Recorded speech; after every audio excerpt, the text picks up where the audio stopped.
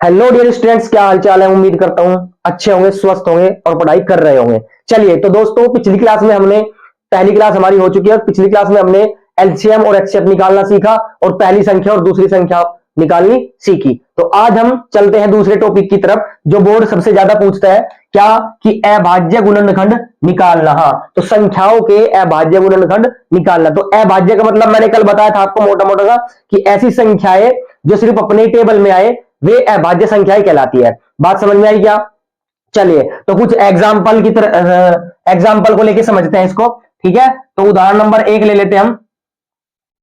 उदाहरण नंबर 1 से समझते हैं कि हम कैसे निकालेंगे उस चीज के। तो भाई सवाल आपसे पूछेगा बोर्ड में कि 140 के अभाज्य गुणनखंड बताइए। अभाज्य, या ऐसे पूछ लेगा अभाज्य गुणनखंडों को गुणनफल के रूप में लिखिए। गुणनफल के रूप में लिखो, या कुछ ऐसा सवाल पूछ लेगा। बात सेम ही है। ठीक है बच्चों, बात सेम ही है। चलिए तो 140 के अभाज्य गुणनखंड की बात कर रहा है कि भाई 140 के अभाज्य गुणनखंडों को गुणनफल के रूप में लिखिए। गुणनफल मतलब गुना करना है ना, मल्टीप्लाई के रूप में लिख रहा है। तो ये कितना है? 140 है। चलिए थोड़ा सही से लिख देता हूं ताकि आपको अच्छे से सवाल दिख जाए। चलिए अब सवाल दिख रहा है। चलिए भाई हम सीधा किसी तरफ चलते हैं, हल की तरफ चलते हैं। तो इनको सोल्व करने का तरीका क्या है? सोल्व करने का तरीका, अभाज्य गुणनखंड निकालेंगे हम। क्या करेंगे? 140 बराबर, अब 140 के हमें डायरेक्ट तो पता नहीं, छोटा नंबर होता तो हम डायरेक्ट निकाल लेते। जैसे 12 है तो क्या लिखेंगे? 2 दूनी 4, 4 3 12।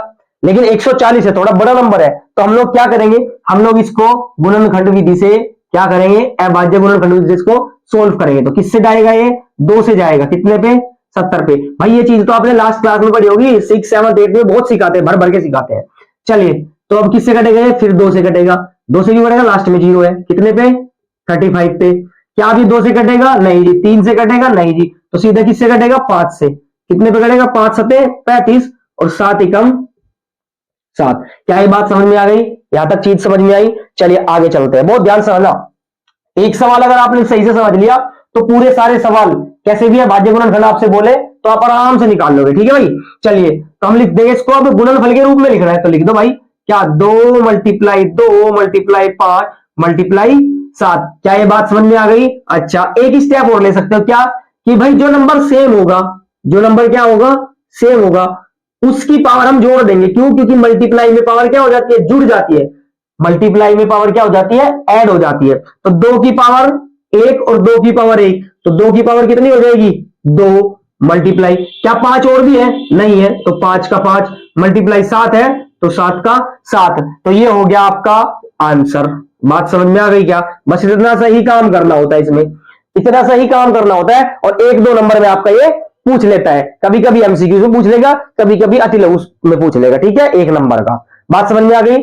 आगे चले, चलो दूसरे क्वेश्चन की तरफ चलते हैं। ठीक है बच्चों, चलिए तो क्या आपकी समझ में आया?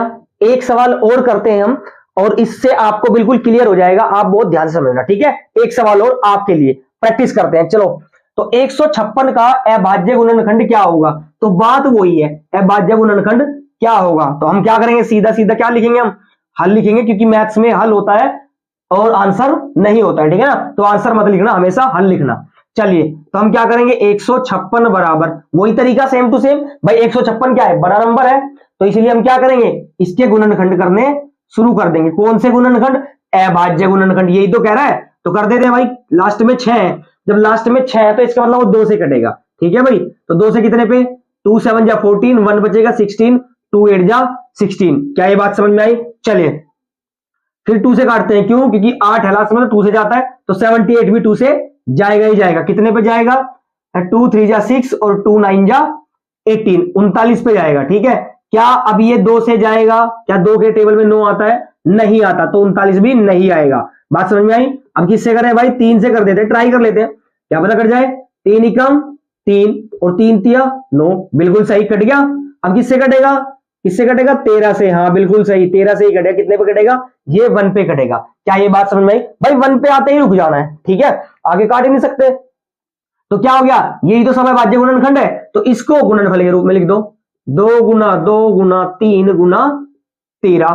क्या बात समझ में आई?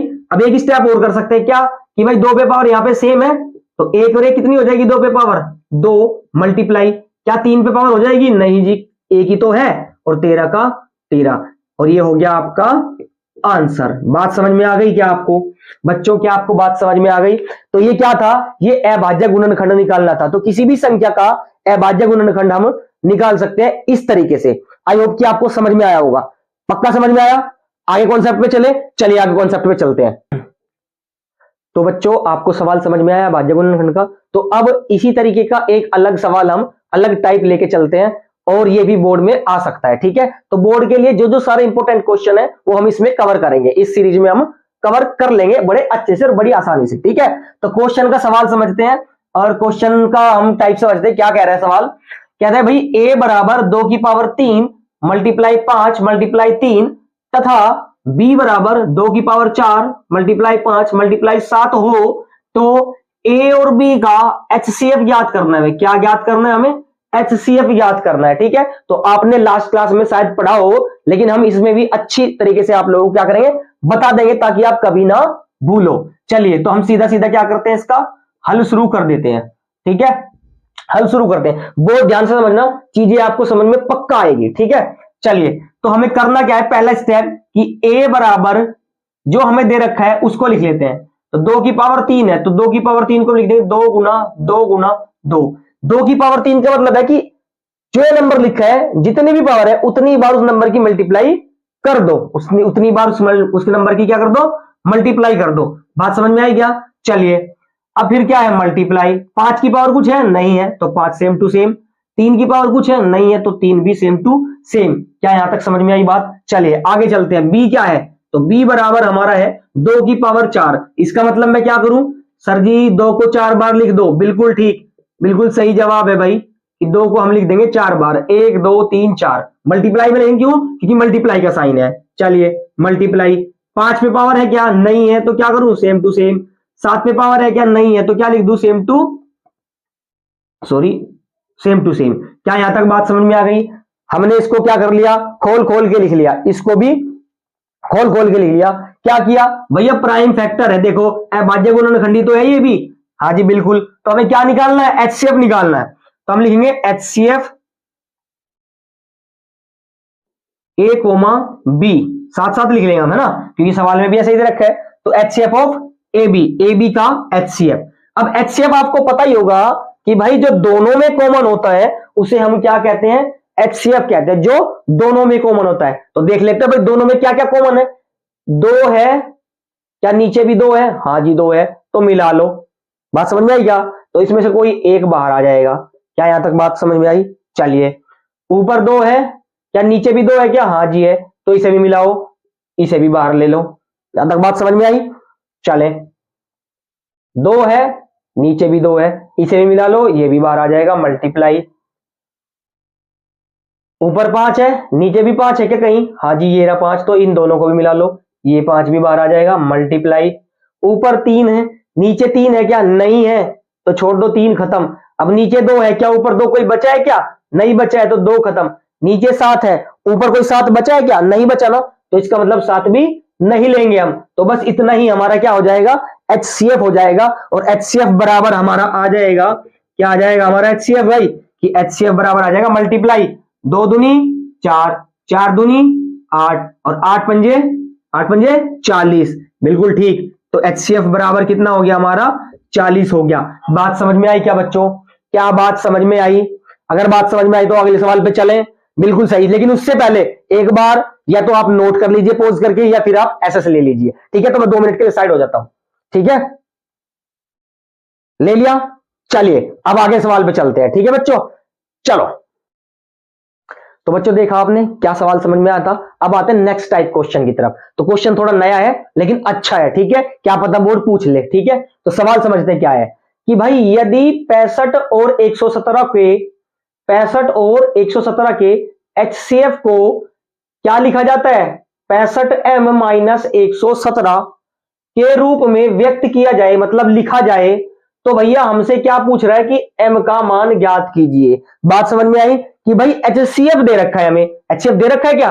नहीं, HCF के रूप में सिर्फ लिख रखा है, तो हमें क्या करना पड़ेगा? HCF निकालना पड़ेगा। तो कैसे सोल्व करते हैं देखते हैं, ठीक है, बहुत ध्यान से देखना। हम लिखेंगे सबसे पहले हल। अरे सर जी पहले तो हल ही लिखते हैं, बिल्कुल ठीक कह रहे हो भाई आप, हल ही लिखते हैं। चलिए, तो क्या करना पड़ेगा?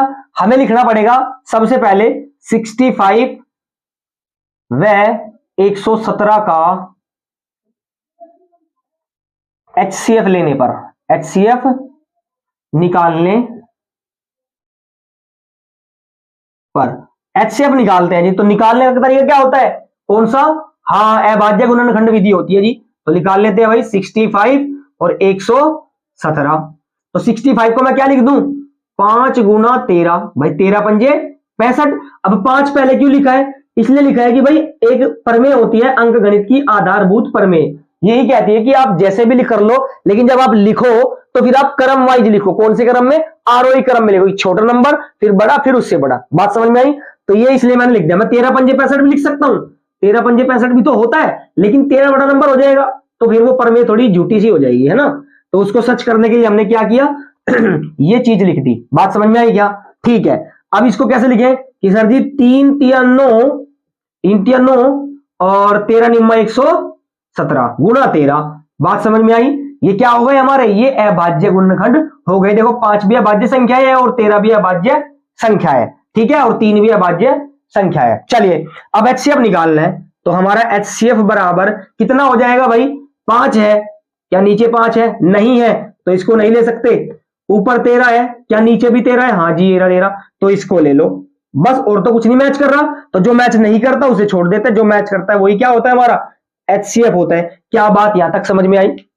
क्या सवाल समझ में आया यहां तक? चलिए, अब आगे चलते हैं। क्या करते हैं कि भाई हम जो है क्वेश्चन के हिसाब से करते हैं। तो हम लिखेंगे क्या? मेरे पास इधर लिख लेता हूं, ठीक है, आप यहां पे लिखना, मैं इधर लिख के दिखाता हूं आपको। तो प्रश्नानुसार, जो प्रश्न कह रहा हूं, प्रश्नानुसार क्या कह रहा है प्रश्न? कि भाई HCF को क्या लिखा जाता है? HCF को लिखा जाता है 65 m माइनस 117 बराबर क्या लिखा जाता है? उसको HCF लिखा जाता है। और आप इसको हाईलाइट कर सकते हो, बॉक्स में बंद कर सकते हो। पर्सन यही कह रहा है क्या कि HCF को, इन दोनों के HCF को यानी 13 को क्या लिखा गया है? 65 m माइनस 117 लिखा गया है। चलिए, तो अब सीधा सीधा क्या करना है? वैल्यू पुट करनी है कि 65 m माइनस 117 बराबर HCF कितना निकाला? कितना निकाला? 13 निकाला। तो यहां पे कितना लिख देंगे? 13 लिख देंगे। क्या ये बात समझ में आई? बात समझ में आई? चलिए आगे देखो भाई, 65 m, ये माइनस का 117 इधर चला जाएगा तो कैसा हो जाएगा? कैसा हो जाएगा? प्लस का, बिल्कुल ठीक। तो ये हो जाएगा प्लस का 117। क्या यहां तक समझ में आई बात? हाँ जी समझ में आई। चलिए, अब 65 m बराबर कितना मिलेगा भाई आपको? 13 और 117 क्या हो जाएगा? 130 हो जाएगा। जोड़ के देखो, हाँ 130 हो जाएगा, बिल्कुल ठीक। चलिए, अब हमें किसकी वैल्यू चाहिए? हमें तो m का मान चाहिए। तो जब m का मान चाहिए, जिसका मान चाहिए उसे यहीं रोक लेते हैं। अब 65 कोई नंबर है, उधर चला जाएगा तो कैसा हो जाएगा? डिवाइड में हो जाएगा। क्यों? क्योंकि इन दोनों के बीच में कैसा साइन है? कैसा भी साइन नहीं। जब कैसा भी साइन ना हो तो मल्टीप्लाई का साइन होता है। कैसा साइन होता है? मल्टीप्लाई का साइन होता है, ठीक है। तो हम लिख लेंगे यहाँ पे 130 बटे 65 यानी 65। अगर हम इसको निकालने जाए m की वैल्यू, तो m बराबर हो जाएगा कितना? 65 दूनी 130। m की वैल्यू आ जाएगी हमारी 2। और यही था आपका सॉल्यूशन, क्योंकि हमें क्या निकालना था? m की वैल्यू निकालनी थी। क्या ये बात समझ में आई? क्या सवाल समझ में आया? कंसेप्ट समझ में आया? बहुत अच्छा सवाल था, न्यू सवाल था, ठीक है। तो करने का तरीका यही है। क्या मैं साइड होके, आप स्क्रीन ले लो, जल्दी ले लो, ठीक है, फटाफट, क्योंकि फिर हम अगले सवाल की तरफ भी चलेंगे। चलिए ले लिया स्क्रीनशॉट। अब अगले सवाल की तरफ चलते हैं, न्यू कॉन्सेप्ट, न्यू तरीके की तरफ, ठीक है, नया सवाल। चलिए, तो देखा आपने कि कैसा टाइप का हमने सवाल कर लिया। अब एक न्यू टाइप का सवाल, ठीक है, तो बहुत ध्यान समझना है क्योंकि ये बोर्ड में आया हुआ है, ठीक है। तो समझते हैं इस सवाल को, क्या कह रहा है सवाल, और ये एमसीक्यूज में आया था, ठीक है। तो एमसीक्यूज से ही हम देखते हैं इसको। क्या है सवाल? कह रहे हैं कि n स्क्वायर माइनस 1 संख्या 8 से विभाजित होता है। संख्या 8 से क्या होता है? विभाजित होता है, मतलब डिवाइड हो जाता है, ठीक है। तो बताइए कि संख्या n क्या है? संख्या n क्या है? ठीक है, सम संख्या है, पराकृत संख्या है, या विषम संख्या है, या इनमें से कोई नहीं है, ठीक है। तो चलिए हम इसका सॉल्यूशन करके देखते हैं और फिर हम अपना टिक कर देंगे सवाल को, ठीक है भाई। चलिए, तो कहता है कि n स्क्वायर माइनस 1 8 से विभाजित है, विभाजित है। चलिए अब क्या करें भाई, मान लेते हैं, माना n जो है, ये आपको करके देख लेना एक बार, है ना, ये रफ में, हमें तो एमसीक्यूज करना है, टिक करना है, ठीक है। तो माना कि n बराबर n एक, मान लेते हैं हम कि क्या है, सम संख्या है। क्या कर लेते हैं, मान लिया हमने, क्या कर लिया, सब मान लिया। तो n एक सम संख्या है। चलिए अब सम संख्या क्या होती है, तो हमने लेट कर लिया, क्या कर लिया, माना कि n बराबर क्या है, 2 है, क्योंकि 2 सम संख्या होती है, ये सर नो, दोबारा माना n क्या है, 2 है, तो n बराबर 2 ले लिया। तो हम क्या करेंगे कि भाई n स्क्वायर मतलब कितना, 2 का स्क्वायर माइनस 1, किससे डिवाइड है, 8 से डिवाइड है। चेक करते हैं, 2 का स्क्वायर कितना, 4 माइनस 1 और बट्टे कितना, 8, सही से लिख देता हूं 8। तो 4 माइनस 1 कितना बचा, 3 बटे 8। क्या 8 से 3 डिवाइड होगा, क्या कभी 8 के टेबल में 3 आएगा, क्या नहीं आएगा। इसका मतलब कि सम संख्या तो नहीं हो सकती, ये ऑप्शन तो हो चुका है आपका बिल्कुल फेल।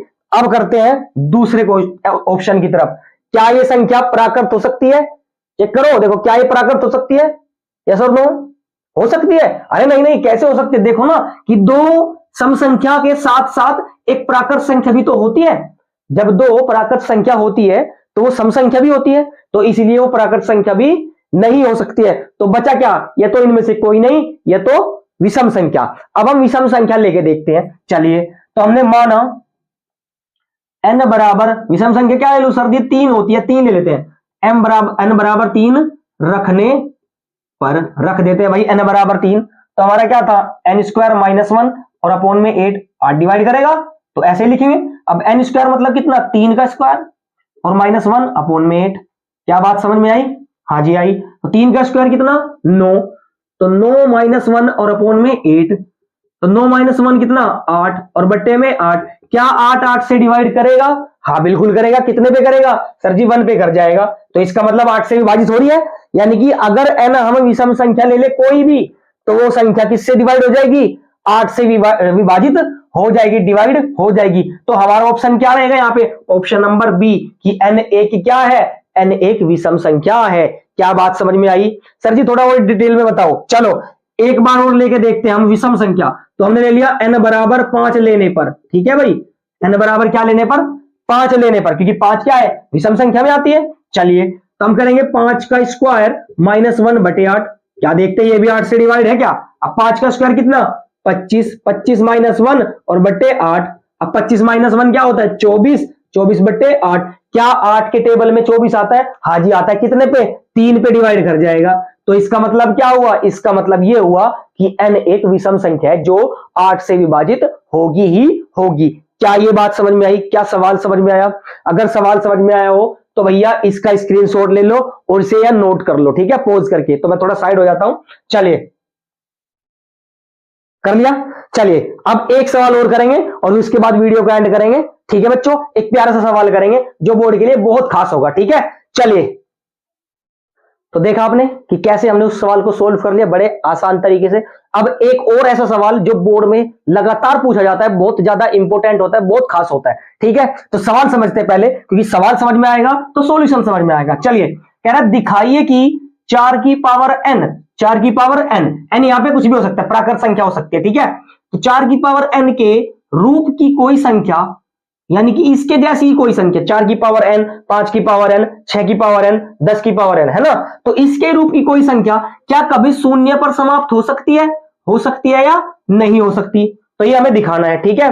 तो हम इसको प्रूव करेंगे कि भाई हो सकती है नहीं हो सकती है। चलिए सीधा सीधा क्या करते हैं हम, सर जी आप हल ही तो लिखोगे, हाँ भाई बिल्कुल हल लिखूंगा मैं, ठीक है, लिख दिया मैंने हल।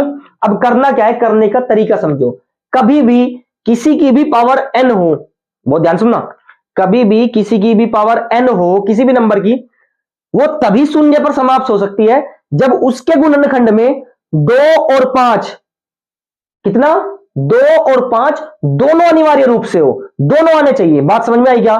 चलिए कैसे भाई देख लेते हैं कि माना n बराबर 2 लेने पर, 2 लेने पर क्या 1 ले लो, प्राकृत संख्या है तो भैया 1 ले लो, n बराबर 1 लेने पर।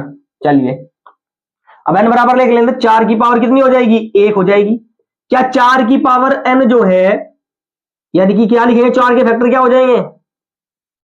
2 गुना 2। अब 4 की पावर 2 ले लेते हैं, क्या ले लेते हैं? 2 ले लेते हैं, समझाने के लिए तुम्हें, ठीक है। 4 की पावर 2 ले लिया हमने, यानी कि n बराबर इस बार क्या रख लिया हमने? 2 रख लिया n बराबर। तो 2 गुना कितना हो जाएगा? 2 गुना 2, और इस पे पावर कितनी है? 2, यानी कि हम इसको क्या लिख सकते हैं? हम इसको 16 भी तो लिख सकते हैं। क्या 16 के टेबल में, 16 के फैक्टर में कभी 2 और 5 आएगा क्या? नहीं जी। कितना आएगा? 2 गुना 2 गुना 2 गुना 2, 2 ही 2 आता चला जाएगा। सही है या नहीं है?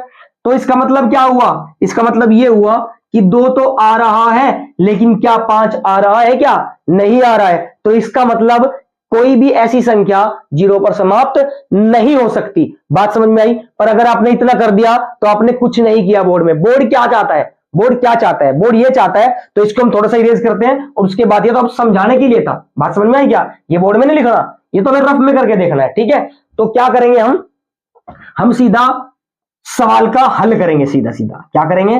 सीधा सीधा सवाल का हल लिखेंगे। क्या 4 की पावर n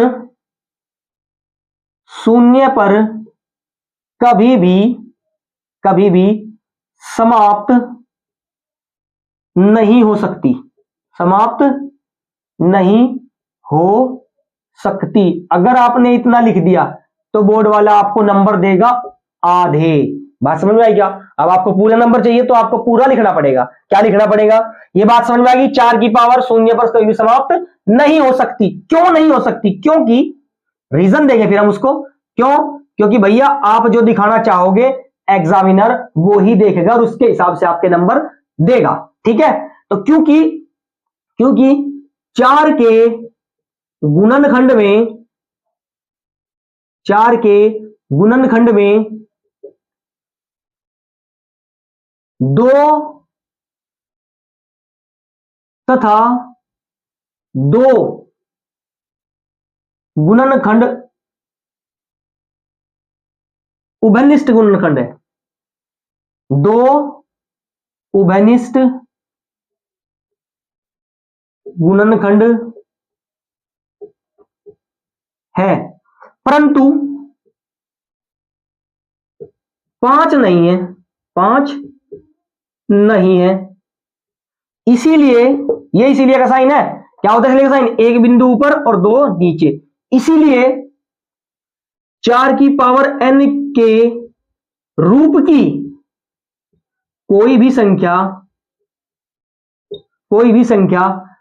0 पर समाप्त, यानी 0 पर समाप्त नहीं हो सकती, समाप्त नहीं हो सकती। अगर 4 की पावर n को, या ऐसे मत लिखो, 4 की पावर n के रूप की, 4 की पावर n के रूप की कोई भी संख्या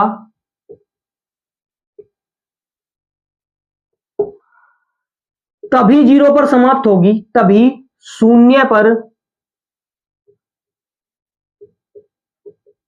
समाप्त होगी जब उसके गुणनखंड में 2 व 5, बिल्कुल ध्यान से, ये ही चीज मेन है इसमें, 2 और 5 अनिवार्य रूप से हो, अनिवार्य रूप से हो। ये हो गया आपका आंसर। बस इतना ही करना था इसमें। बात समझ में आई क्या? इसमें बस इतना ही लिखना था, और आपको फिर एग्जामिनर पूरे नंबर देगा, और ये 2 या 3 नंबर में पूछ लिया जाता है। बात समझ में आई क्या? आई होप कि ये चीजें आपको समझ आई होगी। अच्छे से हमने कवर कर लिए सारे क्वेश्चंस आज के, ठीक है। वास्तविक संख्या अब जो है अगली क्लास में लगभग लगभग कंप्लीट हो जाएगी मेरे हिसाब से, और देखते हैं कब तक चलती है, ठीक है। तो आप जो है इसका स्क्रीनशॉट ले लीजिए, यानी एसएस ले लीजिए, ठीक है। तो बच्चों आपने देखा सारे कॉन्सेप्ट हो चुके हैं आपके, ठीक है। अब एक दो कॉन्सेप्ट बचा है इसमें, एक दो तरीके का सवाल बचा है, तो वो अगली वीडियो में हम कवर कर लेंगे, ठीक है। बड़े ही प्यारे कॉन्सेप्ट के लिए और बड़े ही प्यारे तरीके से, ठीक है। अच्छे से समझेंगे, बढ़िया से पढ़ेंगे और बोर्ड में एक अच्छे से अच्छे मार्क्स लेके आएंगे, ठीक है बच्चों। तो जैसे मैथ्स की क्लास है, ऐसे ही अब आपकी साइंस की क्लास चलेगी, बिल्कुल डिटेल में, बिल्कुल जीरो से स्टार्ट करेंगे, ताकि आपको हर चीज समझ आए, सीधा आपके दिमाग पे असर करे। बात समझ में आई क्या? तो देख लिया आपने ये सवाल, और ठीक है बच्चों, तो मिलते हैं अगली क्लास में। ऑल द बेस्ट, पढ़ते रहिए। Thank you so much.